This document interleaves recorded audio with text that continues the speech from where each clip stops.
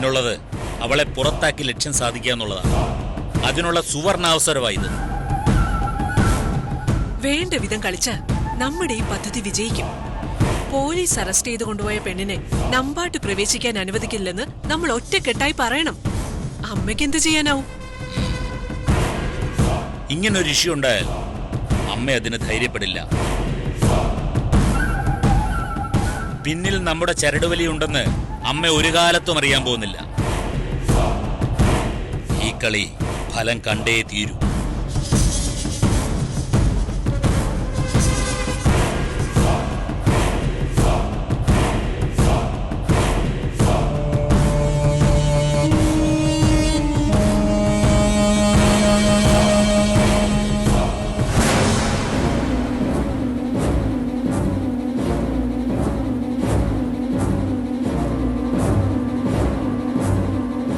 ഓരോ ദിവസം കഴിയുന്തോറും പുതിയ തലവേദനകളാ ആ പെണ്ണ് കാരണം വന്നുകൊണ്ടിരിക്കുന്നത്.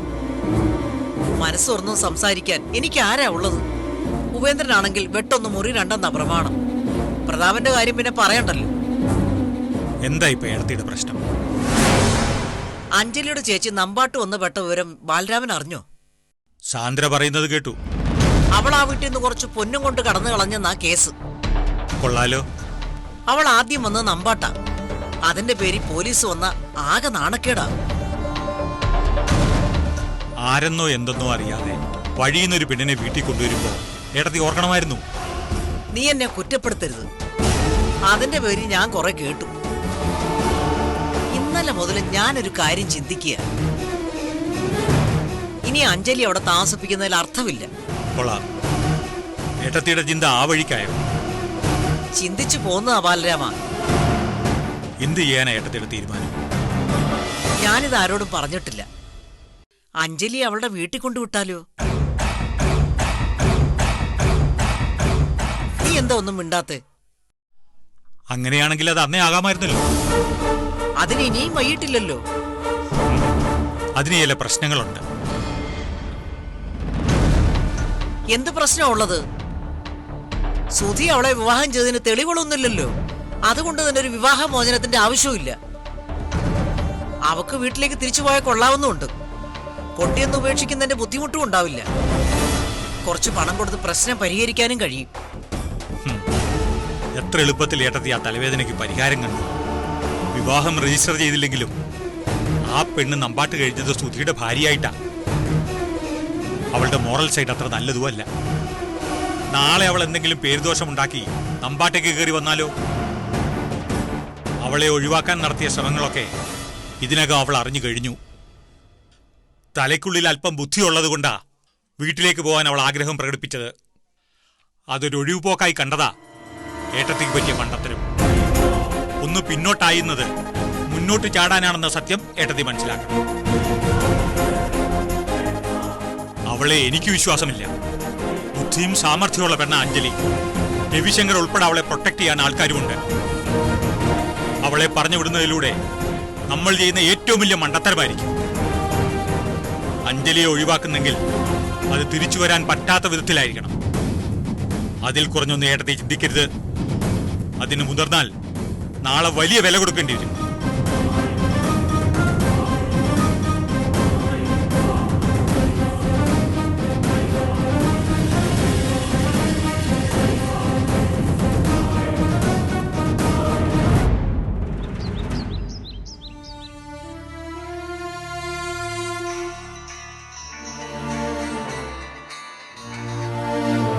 മോളെ, അച്ഛനെ പോലീസുകാരൊന്ന് പിടിച്ചോണ്ട് പോയി.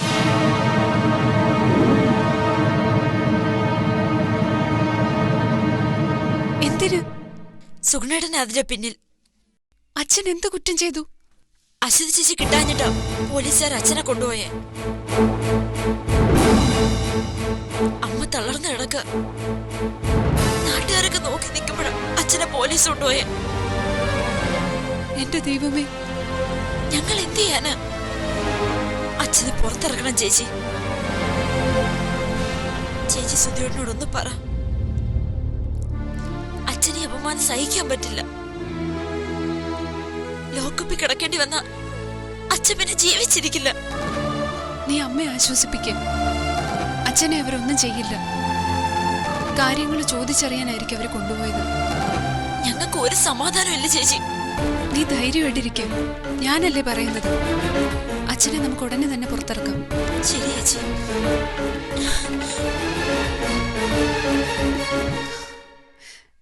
ഈശ്വര, എന്തൊക്കെ സഹിക്കണം.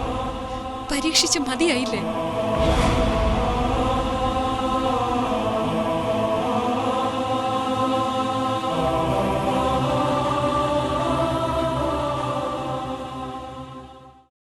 സുധിയേട്ടാ. എന്താ അഞ്ജലി, എന്തിനാ കരയുന്നത്? അച്ഛനെ പോലീസ് പിടിച്ചോണ്ട് പോയി സുധിയേട്ടാ. അച്ഛനെ പോലീസ് പിടിച്ചെന്നോ? അഞ്ജലി എന്തൊക്കെയാ പറയുന്നത്?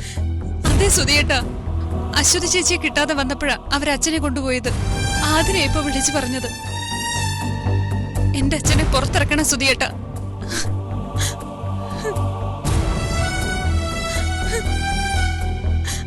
ഏയ് കരയാതിരിക്കെ.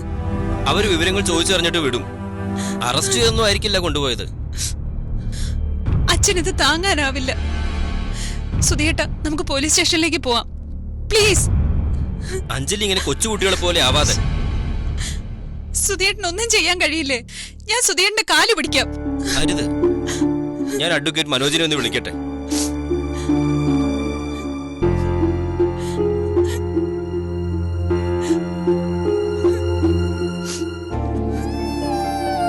സ്വിച്ച് ഓഫാ.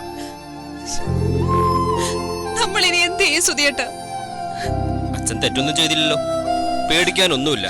അഞ്ജലി ധൈര്യമായിട്ടിരിക്കും. അച്ഛനെ ഞാൻ പുറത്തിറക്കിയിരിക്കും.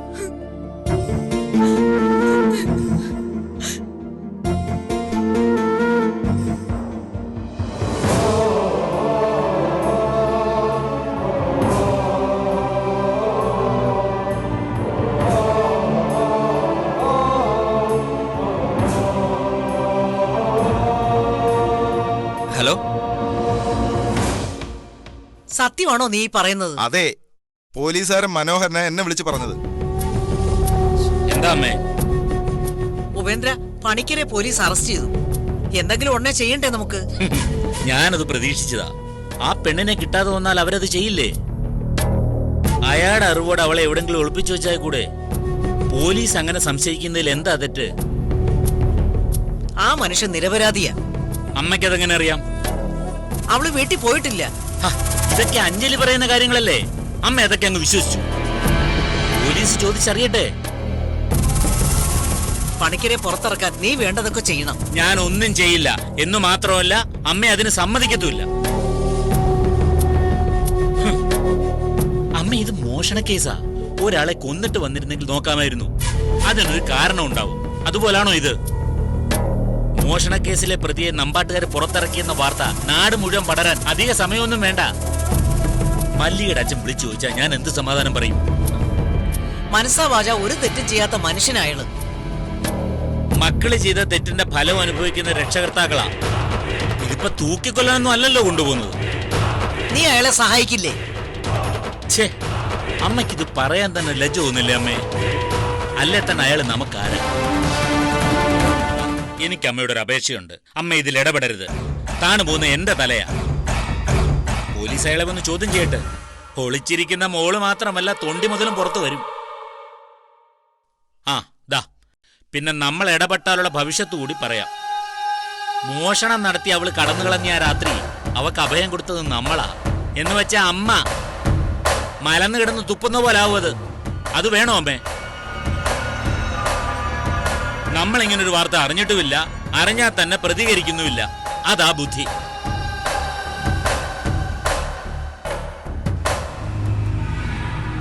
എന്തെങ്കിലും സംശയം തോന്നി പോലീസ് ഈ വീട്ടിലേക്ക് കയറി വരില്ല എന്നാ എന്റെ പ്രാർത്ഥന.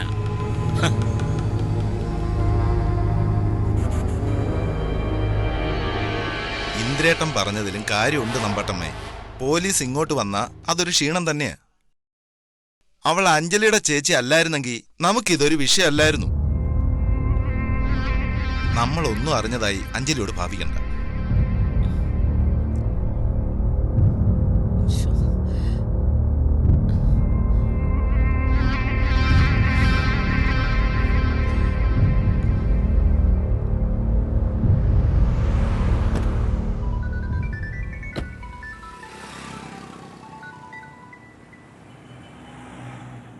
ഹലോ മനോജ്.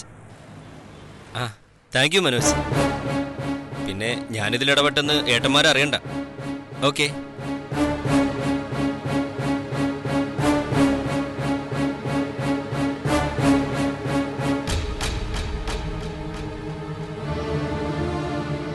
സുധിയേട്ടാ, അച്ഛനെ ഒരു ടാക്സി കയറ്റി വീട്ടിലേക്ക് അയച്ചിട്ടുണ്ട്.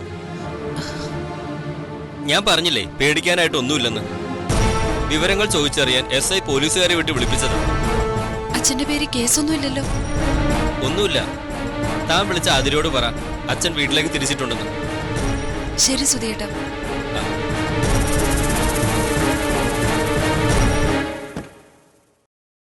അച്ഛനെ പുറത്തിറക്കിയല്ലേ? സുധിയേട്ടന് അങ്ങനെ ഒരു മനസ്സ് തോന്നിയല്ലോ. അതിലെനിക്ക് തീർത്താ തീരാത്ത കടപ്പാടുണ്ട്. ഒരു ടാക്സി കയറ്റി വീട്ടിലേക്ക് അയച്ചിട്ടുണ്ടെന്ന് സുധിയേട്ടൻ പറഞ്ഞു. നാട്ടുകാരൊക്കെ വിവരം അറിഞ്ഞെന്ന് ആതിര പറഞ്ഞത്. അച്ഛന് സഹിക്കാൻ കഴിയുന്നതല്ല ഈ അപമാനം. അഞ്ജലി, നീ അപ്പൊ വിവരങ്ങളൊന്നും അറിഞ്ഞില്ലേ? നിന്റെ അച്ഛനെ അങ്ങ് പോലീസ് ലോക്കപ്പിലാ. യമുനേടത്തിയോടാരാ ഇതൊക്കെ വന്ന് പറഞ്ഞത്? ഉദയൻ, നിന്റെ ചേച്ചി മോഷ്ടിച്ച സ്വർണം മുഴുവൻ വീട്ടിൽ കൊണ്ടുവച്ചെന്ന് കരുതി പോലീസ് വീട് മുഴുവൻ പരിശോധിച്ചത്രേ.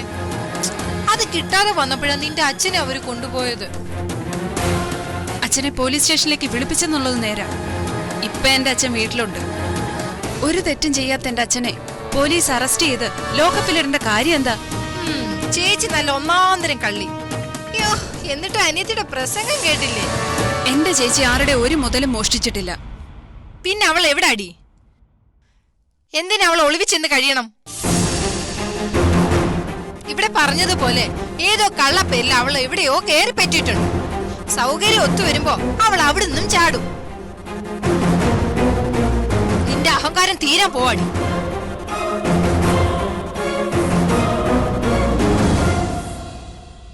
മോഷണം മുതല് തേടി പോലീസ് നിന്റെ വീട്ടിൽ പോയിട്ടുണ്ടെങ്കിലേ അവരിവിടെയും വരും. ദൈവമേ, അവരാദ്യം വരേണ്ടത് ഇവിടെയായിരുന്നു. അയ്യോ, അതിന് അഞ്ജലി അശ്വതിയും തമ്മിൽ കണ്ടിട്ടില്ലല്ലോ. കണ്ടിട്ടില്ലെന്ന് ചന്ദ്രികയ്ക്ക് എങ്ങനെ അറിയാം?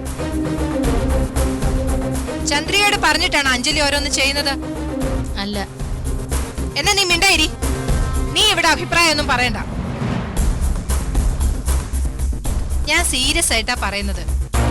നീ ആ തൊണ്ടി മുതൽ വാങ്ങി വെച്ചിട്ടുണ്ടെങ്കിലേ വിവരം ചെന്ന് അമ്മയോട് പറ. നിങ്ങൾക്ക് നാണമില്ലേ ഇങ്ങനെ സംസാരിക്കാൻ? ചേച്ചി കട്ടോണ്ട് വന്ന പൊന്ന് ഞാൻ വാങ്ങിച്ചു വെച്ചെന്നോ? എന്നെ പരിഹസിക്കാൻ വേണ്ടിയിട്ടാണെങ്കിലും എന്തെങ്കിലും പറയുമ്പോ അതിനല്പം നിലവാരം കൂടി വേണം. നീ എന്നെ നിലവാരം പഠിപ്പിക്കുന്നു. സഹതാപം എനിക്ക് തോന്നുന്നത്. ഒരു കാര്യം നിങ്ങൾ ഓർക്കണം, കുറ്റവും കുറവും ഉള്ളവരാ മറ്റുള്ളവരെ സദാ പരിഹസിക്കാൻ നടക്കുന്നത്.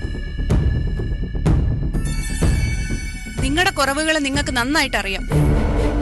എനിക്ക് വേണമെങ്കിൽ ഒരു വാക്ക് പറഞ്ഞ് നിങ്ങളുടെ നാവടപ്പിക്കാൻ കഴിയും.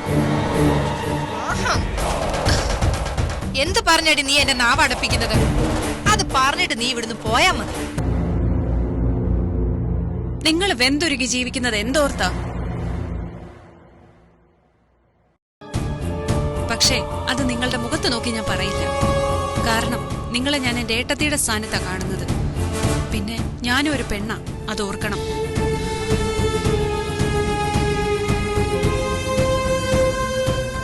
എന്തായാലും അത് ഏറ്റഞ്ജലി. ഇങ്ങനെയൊക്കെ പറഞ്ഞതിൽ വേദനയുണ്ട് ചേച്ചി. സഹിയിട്ട് പറഞ്ഞു പോയതാ. ഈശ്വരൻ എന്നോട് പൊറുക്കട്ടെ.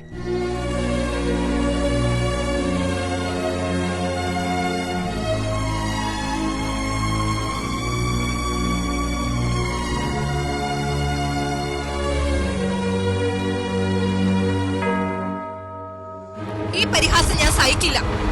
ഇനി അമ്മയ്ക്ക് തീരുമാനിക്കാം. ഒന്നെങ്കിൽ ഞാൻ, അല്ലെങ്കിൽ അവൾ ആ അഞ്ജലി. രണ്ടിലൊരാൾ മതി ഇവിടെ. നിന്റെ പരിഹാസം സഹിക്ക വയ്യാതെ അവള് പ്രതികരിച്ചു പോയതാവും. അപ്പൊ അമ്മ അവളുടെ പക്ഷത്തല്ലേ? ഞാൻ ആരുടെ പക്ഷത്തല്ല. പക്ഷം പിടിക്കേണ്ട എന്ത് കാര്യവും എനിക്കുള്ളത്. അവൾ ഈ വീട്ടിൽ കാലുകുത്തി അന്നു മുതല് അപമാനം പേരുദോഷം കേൾക്കാൻ തുടങ്ങിയതാ ഞാൻ.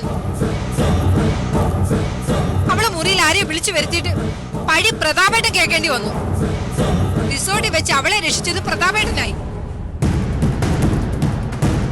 ഇതൊക്കെ കണ്ടു കേട്ട് മടുത്തു ഞാൻ. ഈ വീട് വിട്ടുപോകാൻ ഞാൻ പല തവണ മനസ്സുകൊണ്ട് തീരുമാനം എടുത്തതാ. ഓരോന്ന് പറഞ്ഞ് പ്രതാപേട്ടൻ എന്നെ ഇവിടെ പിടിച്ചു നിർത്തി. അമ്മേ, ഇനി പ്രതാപേട്ടൻ അതിന് കഴിയില്ല. എന്നെ തടയാൻ ആർക്കും കഴിയില്ല. നീ ഒന്നടങ്ങ്. എല്ലാത്തിനും ഒരു പരിഹാരം ഉണ്ടാവും. പരിഹാരം പോലും എന്ത് പരിഹാരം ഉണ്ടാവാൻ പോകുന്നത്? വെറുതെ എപ്പോഴും പറഞ്ഞാൽ മാത്രം മതിയോ? അവള് മരിക്കുന്ന വിശ്വാസം അമ്മയ്ക്കുണ്ടോ? അതങ്ങ് മറന്നു കളാം. ഇത്ര അനുഭവം കിട്ടിയിട്ട് അമ്മയ്ക്ക് അത് മനസ്സിലായില്ലേ? കടലിൽ കെട്ടിത്താഴ്ത്തിയാലും 3-ാം നാൾ അവള് കരയ്ക്ക് കയറി വരും. അതാ ജന്മം. ഇതൊക്കെ നമ്പാട് സംഭവിക്കാൻ പോന്നെന്നെ നേരത്തെ ഞാൻ മനസ്സിലാക്കി വെച്ചതാ. പക്ഷേ അത് എന്റെ ജീവിതത്തെ ബാധിക്കുമെന്ന് ഞാൻ അറിയാതെ പോയി. വലിയ അപമാനങ്ങൾ വരാൻ പോകുന്നതേ ഉള്ളൂ. നാളെ ഇതുവരെ സുധിയുടെ വിവാഹം 4 ആൾ അറിയാതെ നമ്മൾ മറച്ചു വെച്ചു. അഞ്ജലിയുടെ ചേച്ചിയെ തിരക്കി പോലീസ് ഇവിടെ വരുമ്പോ നമ്പാട്ടുകാരുടെ മാന ഇടിഞ്ഞു വീഴും. നാട്ടുകാരൊക്കെ വാർത്ത അറിയും. പിന്നെ ഓടി നടന്ന് നമ്മളെ നാറ്റിക്കാനേ ആ പോലീസുകാര് സുഗണനും ഉണ്ടല്ലോ. അഞ്ജലിയെ പോലീസ് കൊണ്ടുപോകും. ഇതൊക്കെ അമ്മ നാളെ സംഭവിക്കാൻ പോകുന്നത്. ഇതൊന്നും കാണാനും കേൾക്കാനും എന്തായാലും ഞാനില്ല. അമ്മയ്ക്ക് നീരസമൊന്നും തോന്നരുത്. അമ്മയെ ധിക്കരിച്ച് ഇറങ്ങി പോവാണെന്ന് കരുതണ്ട.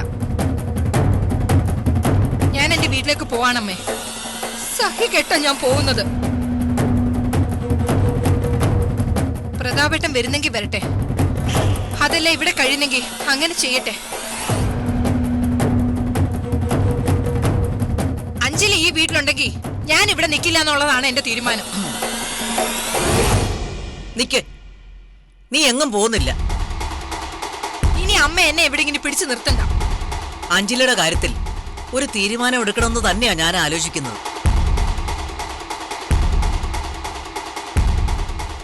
ഞാൻ ഈ കാര്യം ബാലരാമനോട് സംസാരിച്ചിരുന്നു. 3 മാസത്തിനുള്ളിൽ സാന്ദ്രയുടെയും സുധിയുടെയും വിവാഹം നടത്തിയേ തീരൂ. അഞ്ജലി ഇവിടെ നിർത്തിക്കൊണ്ട് എങ്ങനെ അവരുടെ വിവാഹം നടത്തുന്നത്? അഞ്ജലിയെ തിരിച്ചു കൊണ്ടുവിടണം. അത് മാത്രമേ എന്റെ മുന്നിലുള്ളൂ. ഇപ്പോഴെങ്കിലും അമ്മയ്ക്ക് അത് തോന്നിയല്ലോ. ഇനി വെച്ച് താമസിപ്പിക്കണ്ട. അമ്മേ, എത്രയും വേഗം അവളെ അവിടെ കൊണ്ടുവിടാൻ അമ്മ നോക്കേണ്ടത്. ഈ കാര്യത്തിൽ ഏകപക്ഷീയമായ ഒരു തീരുമാനം എടുക്കാൻ എനിക്ക് പറ്റില്ല. ഉപേന്ദ്രൻ വരട്ടെ, അവനോടൊന്ന് സംസാരിക്കണം.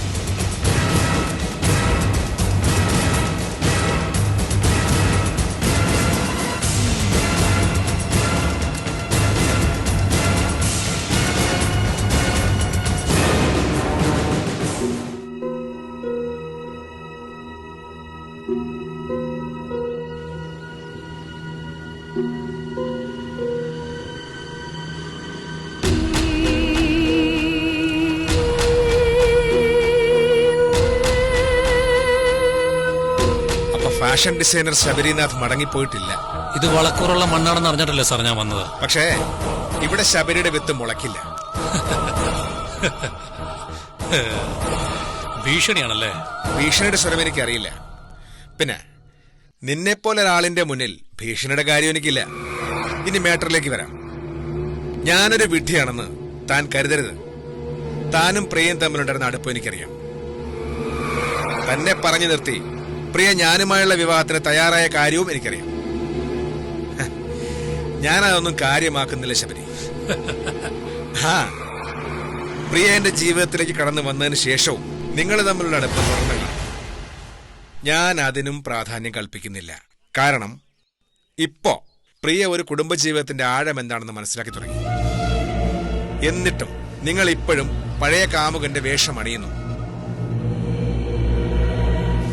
പക്ഷേ ശബരി, നിങ്ങൾക്കിനി പ്രിയയുടെ മനസ്സ് മാറ്റാനാവില്ല. ഞാൻ സൈലന്റ് ആയിരുന്ന എന്തിനാണെന്നറിയാവോ?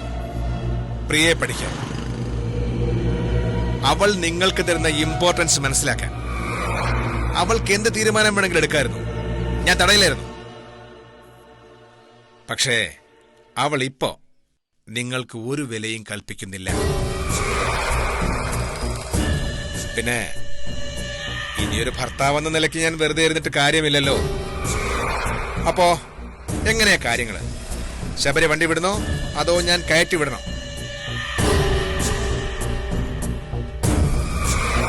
ശബരി, ഇനി നമ്മൾ തമ്മിൽ കാണുന്നത് ഇത്തരമൊരു സൗഹൃദ അന്തരീക്ഷത്തിലാവില്ല.